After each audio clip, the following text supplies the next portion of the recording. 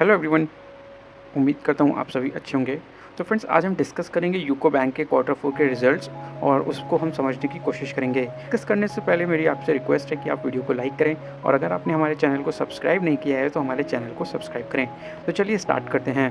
अभी जो UCO bank का शेयर है वो आज के ट्रेडिंग सेशन में हमें 1.8% अप देखने को मिला था। स्टॉक हमें लगभग 31 रुपये के करीब चलता हुआ देखने को मिल रहा है। लास्ट 1 ईयर में हमें लगभग 47% का करेक्शन देखने को मिल चुका है। अगर आप नोटिस करेंगे तो मोस्टली PSU बैंक्स में हमें अच्छा खासा यहाँ पे करेक्शन देखने को मिल चुका है ऑलरेडी, और सभी जो PSU बैंक्स हैं वो अपने अच्छे खासे वैल्यूएशन पर, हमें अट्रैक्टिव वैल्यूएशन पर देखने को मिल रहे हैं कि बैंक के Q4 के जो रिजल्ट्स हैं वो किस प्रकार से आए हैं, कैसे हैं।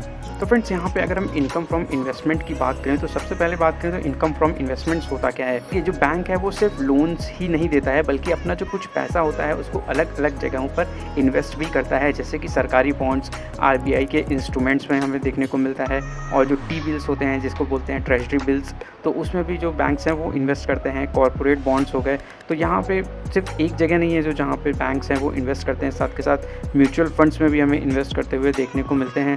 और इन इन्वेस्टमेंट से जो ब्याज या रिटर्न्स बैंक कमाता है उसे कहते हैं इनकम फ्रॉम इन्वेस्टमेंट। तो अब आप समझ गए होंगे कि इनकम फ्रॉम इन्वेस्टमेंट क्या है और ये क्यों ज़रूरी है। तो यहाँ पे आप देखेंगे तो 1602 करोड़ का हमें देखने को मिल रहा है। प्रीवियस क्वार्टर में 1566 करोड़ का देखने को मिलता था। एक साल पहले से अगर कंपेयर करें तो 1536 करोड़ था। तो अभी आप देखिए तो यहाँ पे हमें जो इनकम फ्रॉम इन्वेस्टमेंट है वो बढ़ता हुआ देखने को मिला है। अब सेकंड पॉइंट पे आते हैं, इंटरेस्ट ऑन बैंक बैलेंस। तो इंटरेस्ट ऑन बैंक बैलेंस, सबसे पहली चीज़ है कि जो इंटरेस्ट ऑन बैंक बैलेंस होता क्या है। बैंकिंग कंपनीज जो होती हैं जैसे कि SBI, HDFC bank, ICICI bank, कोई भी बैंक, तो उसके पास क्या लाखों करोड़ों का पैसा होता है जो उनके अलग अलग खातों में पड़ा रहता है। जैसे दूसरे बैंकों में बैलेंसेस पड़े रहते हैं, RBI के पास रखा जाता है पैसा, उसे बोलते हैं CRR, कैश रिजर्व रेशियो, और नॉस्ट्रो अकाउंट्स होते हैं। तो अलग रख के जो पैसे पर हमें जो बैंक्स को इंटरेस्ट मिलता हुआ देखने को मिलता है तो उसे ही हम बोलते हैं इंटरेस्ट ऑन बैंक बैलेंसेस। तो यहाँ पे आप देख सकते हैं जो अभी 369 करोड़ का हमें देखने को मिल रहा है। एक साल पहले में 388 करोड़ के करीब देखने को मिलता था। तो अगर हम थर्ड पॉइंट पे अब आते हैं, इंटरेस्ट ऑन एडवांसेस। तो इंटरेस्ट ऑन एडवांसेस क्या होता है। तो एडवांसेस का मतलब होता है लोन या क्रेडिट फैसिलिटीज़ जो बैंक अपने कस्टमर्स को देता है। बैंक किसी को लोन या एडवांस देती है, जैसे कि होम लोन हो गया, या आप PL हो गया, पर्सनल लोन, बिजनेस लोन हो गया, या कॉरपोरेट लोन हो गया। तो ये जो लोन होते हैं, जो भी लोन्स होते हैं, ये सब हमें देखने को मिलते हैं इंटरेस्ट ऑन एडवांसेस। तो यानी कि वहाँ पे जो बैंक्स हैं वो पहले पैसा दे देते हैं, उसके बाद में इंटरेस्ट हमें आता हुआ देखने को मिलता है। तो इसे ही हम कहते हैं, तो सिंपल से कह सकते हैं जो लोन अमाउंट होता है, लोन अमाउंट पर जो इंटरेस्ट का बैंक कमाती है उसे कहते हैं इंटरेस्ट ऑन एडवांसेस। यहाँ पे अगर देखा जाए तो 4748 करोड़ का हमें निकल के आता हुआ देखने को मिलता है, और प्रीवियस क्वार्टर में 4272 करोड़ का था। एक साल पहले से अगर बात करें 3900 करोड़ का था। तो यहाँ पे आप देखिए ये काफ़ी इंपॉर्टेंट होता है इंटरेस्ट ऑन एडवांसेस।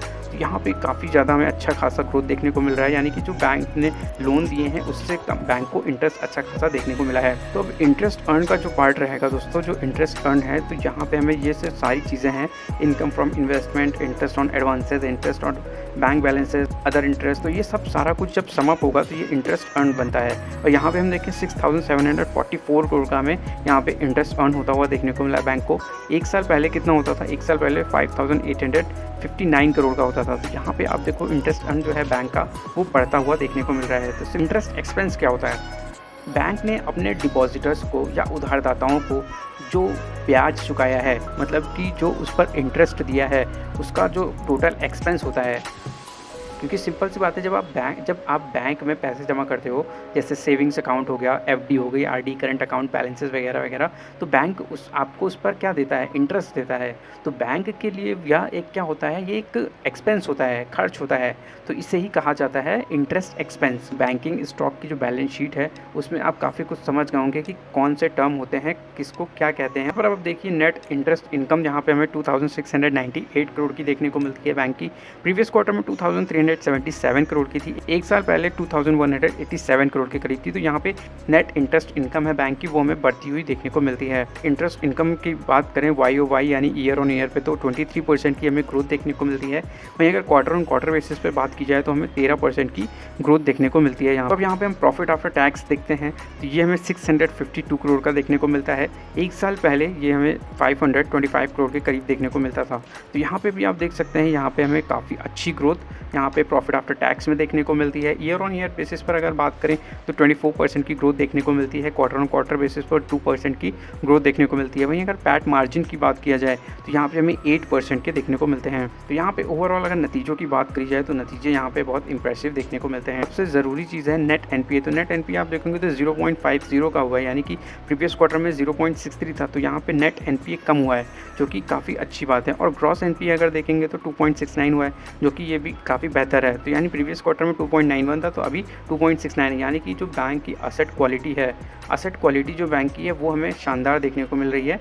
तो अगर यहाँ पर शेयर होल्डिंग पैटर्न देखें तो प्रमोटर के स्टेक 90% के देखने को मिलते हैं, एफआईआईज़ के स्टेक 0.44% के देखने को मिलते हैं और डीआईएस के स्टेक हमें 5.36% के देखने को मिलते हैं। यहाँ पर हमें डिविडेंड भी देखने को मिलता है। तो यहाँ पर जो डिविडेंड है 0.39 पैसे का हमें यहाँ पर डिविडेंड देखने को मिलता है। और इसकी रिकॉर्ड डेट क्या है, तो यहाँ पे जो रिकॉर्ड डेट रखी गई है वो 9 मई रखी गई है, 9 मई 2025। यहाँ पे अगर यूको बैंक के चार्ट की बात करें तो यहाँ पर आप देख सकते हैं, जहाँ पर मैं वीकली टाइम फ्रेम यूज़ कर रहा हूँ और वीकली टाइम फ्रेम पर आप देखेंगे तो यहाँ पे देख सकते हैं जो रेड लाइन है ये है 200 डेज मूविंग एवरेज। तो यहाँ पर जो इसका लेवल है वो 30 रुपीज़ के करीब है। इंपॉर्टेंट चीज़ है कि अगर आपको यहाँ पे अगर स्टॉक 28 रुपीज़ से 30 रुपीज़ की रेंज बनाए रखता है, इसको नहीं ब्रेक करता है, तो फिर स्टॉक में हमें बाकी ऊपर के लेवल्स भी देखने को मिल सकते हैं। हम डेली टाइम फ्रेम पर देखें तो यहाँ पर हमें एक गैप देखने को मिलता है 35 रुपीज़ के करीब में। तो ये स्टॉक जब ऊपर क्योंकि रिजल्ट हमें सही देखने को मिले हैं, तो यहाँ पे काफ़ी ज़्यादा हाई पॉसिबिलिटीज़ हो जाती है कि जो स्टॉक है वो 35 रुपीज़ तक भी आ सकता है, क्योंकि यहाँ पर स्टॉक ने एक गैप छोड़ा है। तो हो सकता है यहाँ पे स्टॉक इस गैप को फिल करने आए। पॉसिबल लेवल्स हैं देखने को मिलते हैं वो 35 रुपीज़ हैं। 35 रुपीज़ के लेवल को फिर निकालेगा तो उसके बाद हमें 38 रुपीज़ के करीब रेजिस्टेंस देखने को मिलेगा। किसी भी प्रकार का बाई सेल होल्ड रिकमेंडेशन बिल्कुल भी नहीं है, तो ये मेरा सिर्फ व्यक्तिगत अनुभव है। वीडियो को लाइक करें, चैनल को सब्सक्राइब करें। मिलता हूँ नेक्स्ट वीडियो में। जय हिंद।